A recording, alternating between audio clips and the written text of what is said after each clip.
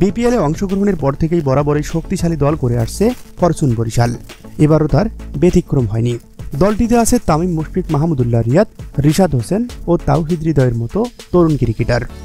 এছাড়াও বিদেশিদের মধ্যে মোহাম্মদ নবী, কাইল ম্যাটস, শাহিন শাহ আফ্রিদি ও ফাহিম আশরাফের মতো অভিজ্ঞ ক্রিকেটার।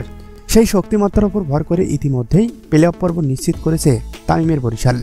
গত আসরের চ্যাম্পিয়ন ফরচুন বরিশাল এবারও লঞ্চে তুলতে চায় বিপিএল ট্রফি। সেই লক্ষ্যকে সামনে রেখে শেষ মুহূর্তে এসে আরও শক্তিশালী হচ্ছে তারা। বিপিএল শুরুর দিকে তারকা খরায় ভুগছিল এবারের আসর, তবে এবার সেই খরা কাটাতে যাচ্ছে ফরচুন বরিশাল। সেই তালিকায় আছেন Maxwell, Heinrich Klaasen, Andre Russell এবং নিউজিল্যান্ডের অ্যাডাম মিলনে।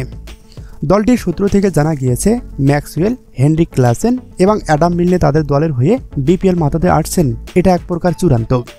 তবে অ্যান্ড্রে রাসেলের সঙ্গে এখনও কথা চলছে। সবকিছু মিলিয়ে বরিশালে তাদের যোগদান অন্যরকম এক শক্তিমাত্রা জানান দিবে। সেই সাথে বিপিএলে তাদের যোগদান বরিশালকে চ্যাম্পিয়ন হওয়ার দোরগোড়ায় পৌঁছা দিবে।